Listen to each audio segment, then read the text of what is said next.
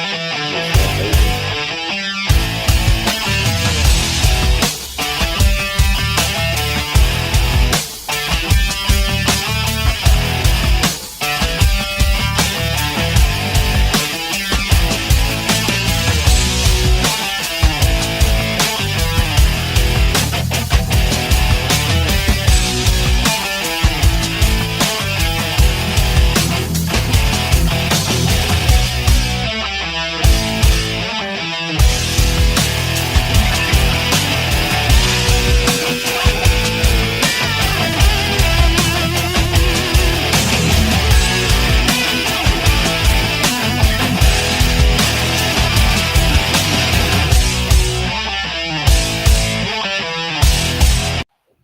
Hey, good Tuesday evening, everyone. State Representative Brad Halbrook here with another Tuesday night Illinois Freedom Caucus roundtable discussion.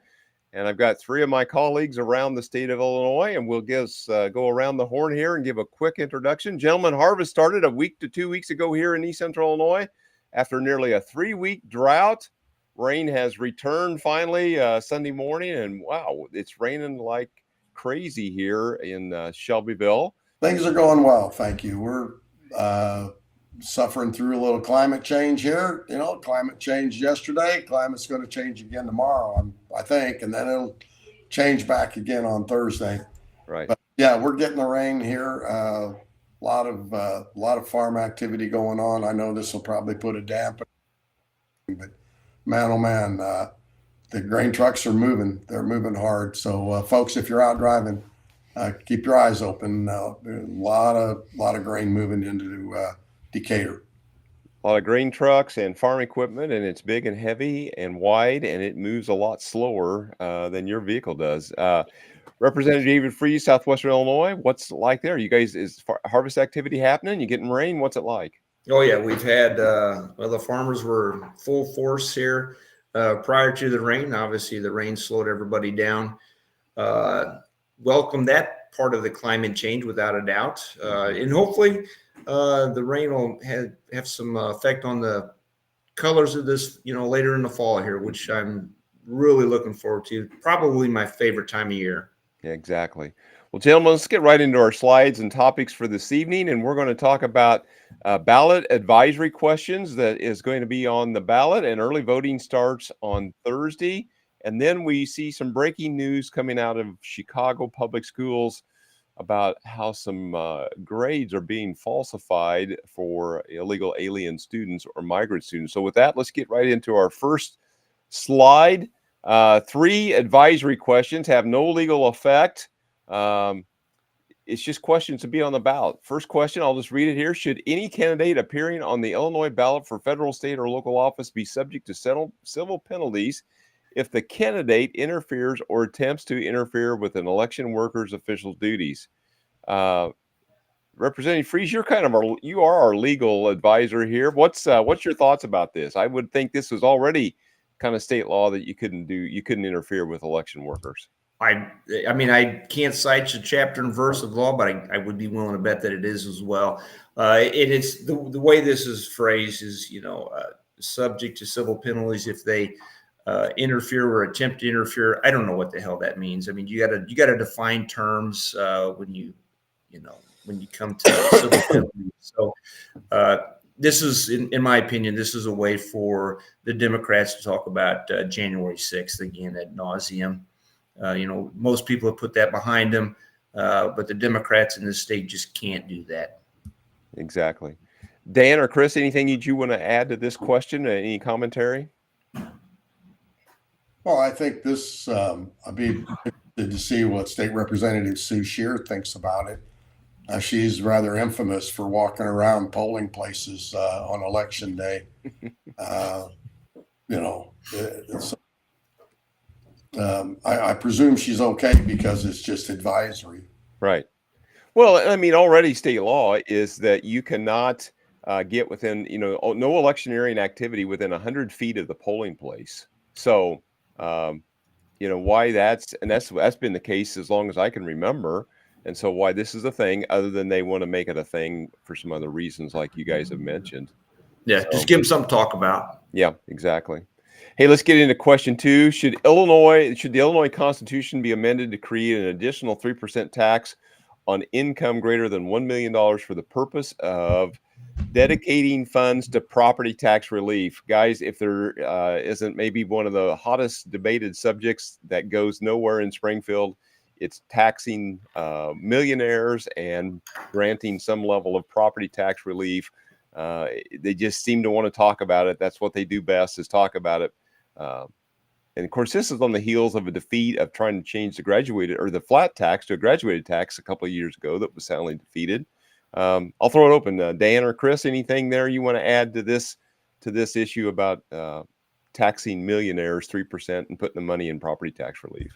Well, I think that it's interesting that they would feel like that we needed to ask this question to the public to see if they think that there needs some property tax relief, given the landscape, which everybody just took a huge hit, when they just received, I don't know where you guys are at on that, but we finished our last payment here a few weeks ago. And I know that, at least here in Coles and Douglas County, we saw significant increases in our real estate taxes. And so, this is another shell game that they play to try to pretend like that they care, because they don't care at all. And all this is, they're trying to create the illusion that they're going to do something to try to rectify the high taxes here in Illinois. And it's just another shell game that they're playing, and it's all theater for your consumption. And I don't know if you remember this, but it's not been that long ago where we had. Yeah. Well, and this is, again, the divide, the population, it's another wedge issue. It'll never happen. I mean, Pritzker's not going to vote for that. What are you talking about? He'll take toilets out to avoid paying taxes. He's not going to vote for something like this. Yeah. And his money's not even here. Right. Yeah. Right. So in 2019, there was a property tax task force created that nothing happened as a result of that. They passed a similar legislation again this spring. So again, they talk about all this property tax relief. Nothing ever happens. So we want to tax millionaires. I mean, these are kind of two pretty big issues that, they'll probably get a lot of votes on them. I don't know whether they'll get a passing score, but again, it doesn't mean anything because these are advisory only. They're just kind of maybe get out the vote efforts. I don't know. David, any closing thoughts before we move on? Well, my complaint with this is it's a wedge issue. Let's tax people who have money, and typically people that have money create jobs, they create business, they pay people downstream, and we're losing people in our state every year. And the people that leave the state have the financial means to leave the state. They're people with money. This is just going to give them another incentive to go to Missouri, Indiana, Kentucky, Tennessee. It's a shame that we've got to deal with this as opposed to really addressing the property tax issue. Right, exactly. Go ahead, Dan. The Illinois Constitution, we have a flat tax. So, if we want to create an additional 3% tax on income, we've got to have a constitutional amendment. Failed. Governor Pritzker, graduated income tax. Drastic. It went down in flames. I mean, we'll talk about in a minute why we have these three. Right. So the third question is, let me bring that back up. The third question has to do with a medical procedure called IVF, in vitro fertilization. This is I'll just read the question. Should all medically appropriated assisted reproductive treatments, including but not limited to in vitro fertilization, be covered by any health insurance plan in Illinois that provides coverage for pregnancy benefits without limitations on the number of treatments? So, gentlemen, it's my understanding that this is already some level of coverage is provided for in insurance policies. And this just is going to mandate increased numbers of and levels of coverage. How do you guys see it? What's your take on this particular matter? Well, if you got laid off and you need health insurance, you could buy a lower end health insurance coverage for you and your family. This is going to prohibit that because they're going to have to now pay for potential in vitro fertilization in perpetuity. And it's just really unfortunate. We as consumers should have options. When you reduce options, you drive up cost, and that's what this is going to do. Mm-hmm. Yeah.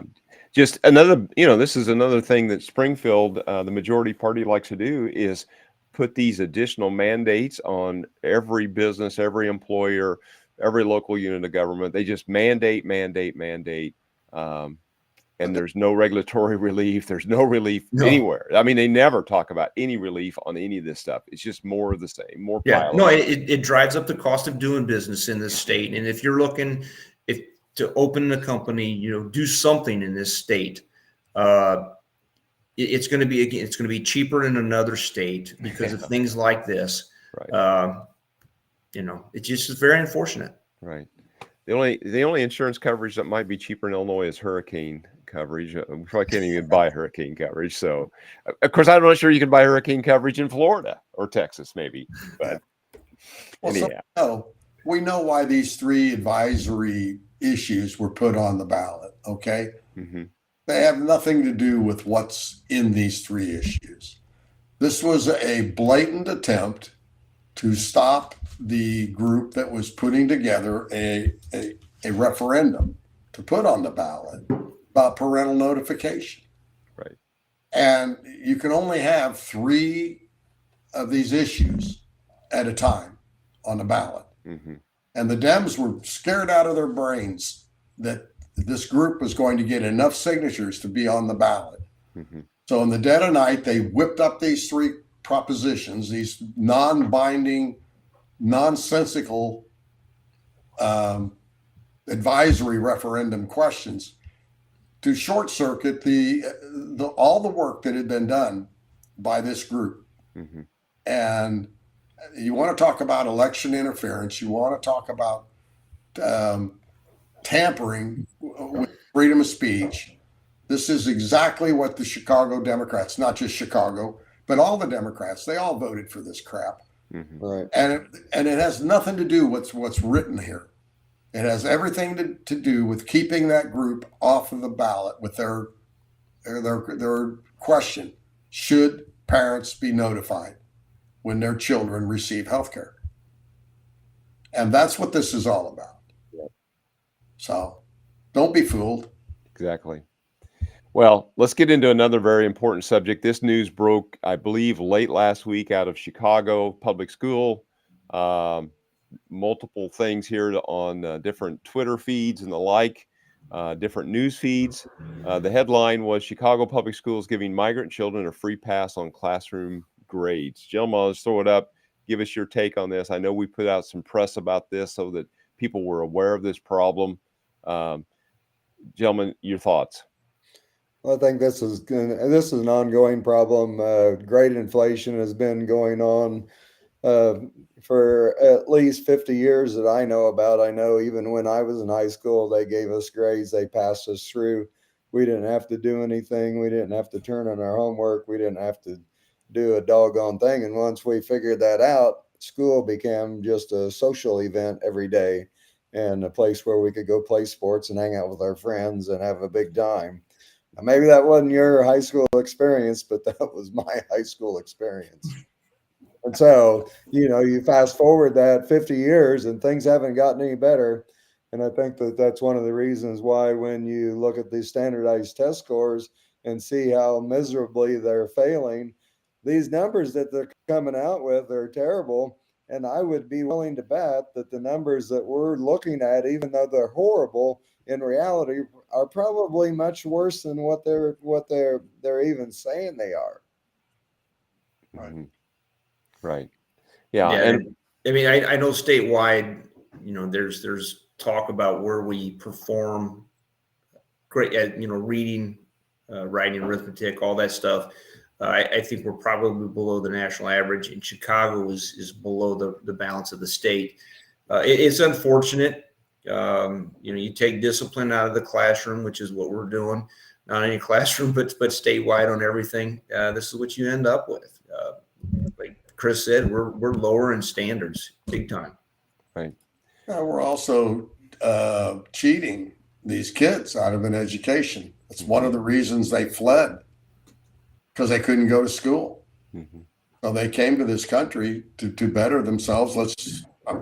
Legally, I mean, they're not here legally, but nonetheless, the motivation for them was to escape. Yeah, they wanted a better life. Right. And so what are we doing for them? What are we doing for these kids? Mm-hmm. Are we helping them in some way when they get sent back to their home country? Are they going to go back with something, skills, or the ability to read or do math or speak English? Or, I mean, we're just absolutely destroying their dreams. Mm-hmm. And at Chicago Public Schools, the teachers union, one of the more, say it, evil groups in this state, have completely wrecked the education system, because everything they do up there bleeds down to us. Yeah. All of the stuff that they push off, they want taught in their classrooms, gets pushed off down here on us. And somehow we've got to change it. It's got to change. Yeah, if you're a native Illinoisan and your child goes to school, your child is getting cheated as well, because additional resources and money now have to be spent on these individuals that cannot speak English. So we gotta hire somebody. Mm-hmm. And your child's in that classroom, extra time and money is being spent on somebody who's probably not in this country legally. So now your child suffers, and that child may not be reading at grade level already. So now they're never going to advance. Right. Yeah. All right, gentlemen, unless you have anything else to talk about, let's move on to a couple of events. Chris? Go ahead, Chris. I was just going to say the only way that any of this stuff gets fixed is through competition for educational dollars. They need to bring back the Invest in Kids program. They need to let the money follow the student wherever the student wants to go. And once they do that, then everybody will clean up their act and they'll straighten up, because what we're doing is we're cheating these kids out of it will eventually be a quality of life issue. And without an education, these kids they're fighting an uphill battle the way it is, but without an education, it would be almost impossible to ever rise out of the mess that they're in right now. Mm-hmm. Yeah, exactly right. Well, gentlemen, we're going back on the road in October. We're going to be down in Representative Freese's district on October the 2nd, Randolph County Town Hall. Representative Freese, any invitation that you want to extend to our viewers tonight about this, and tell us about it? Oh, please come on down. We're going to have a town hall, Freedom Caucus. It's going to be actually right across from my office where I'm at now. Great little forum. Would love to have everybody to show up. Okay, 6 p.m., Market on Main, Red Bud, Illinois. And then just a few days later, we'll be in Champaign County. Be some of Representative Miller's district at the Champaign County Republican headquarters on Park Street. Chris, anything you want to add about this event on the 8th of October? No, we're just really excited about being in the Champaign-Urbana area, the mecca for liberalism. We're hoping that we'll have several come out, and maybe they'll have a conversion experience. Well, that's what we hope, right? We hope that we are helping to convert the masses. Now, gentlemen, here's an event that is happening really pretty quickly in Effingham over the next 2 days, the 25th and 26th. I guess the open to the public event is either a breakfast on the 26th or an evening event at 6 p.m. at the Keller Convention. Chris, or anyone want to add to this and kind of talk to us about Jaco Billions? I believe we've all had the opportunity to meet him. Chris, I know you've had him at an event at your place, and we were able to work with him back in January when we went to the border. He was kind of our tour guide that day.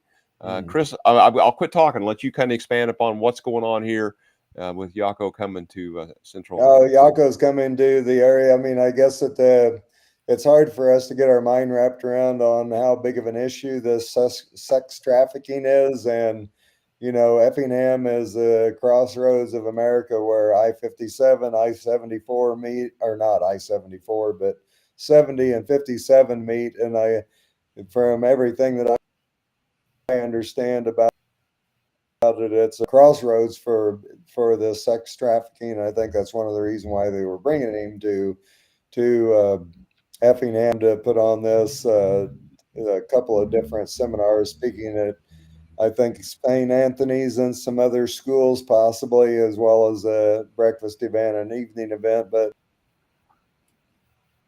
of information, I know the one question about this is that his sister was kidnapped and sex trafficked in that for 7 years until she was rescued out of that mess and out of. He's an excellent speaker. He's been at my father-son camp a couple of times, and I think that if you take time to go listen to what he has to say, you'll not only be inspired, but you'll be informed, and hopefully together we can put an end to all this nonsense. Right. That's So good. the breakfast is $10. The evening event on the 26th is no cost, but there is an RSVP site. It's 5770-5770, taskforce.org/events. They would like for you to RSVP. Again, the breakfast is $10. The evening event is at no charge to attend. You'll come away, if you've never heard him speak before, you'll come away with a wealth of information and a different perspective on this very, very important matter. Gentlemen, anything you want to add to this before we go on to our last slide? Hey, Chris, ask him if he needs any security. Yeah, tell him we will come. Yeah, probably does. And our last slide for the evening, hopefully, if we can get it to advance. Yeah, so this is how you find the Illinois Freedom Caucus.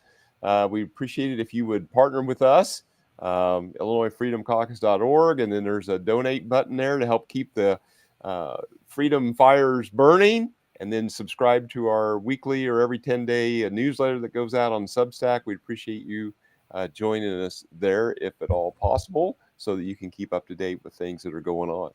Gentlemen, we're about 22 or 3 minutes into it. Is there any closing comments for the good of the order, or we just say good night for everybody? Yeah, just good seeing you guys. Haven't seen you in a while. Yeah. Good to be back. We'll be down there soon, David. All right. All right. We'll see you soon. Hopefully we'll see you in Effingham on Thursday night. And if not, on the 2nd of October down in David Freese's district. And with that, have a good evening, everyone. Like, share, and subscribe and follow our content. Appreciate it. Have a good evening.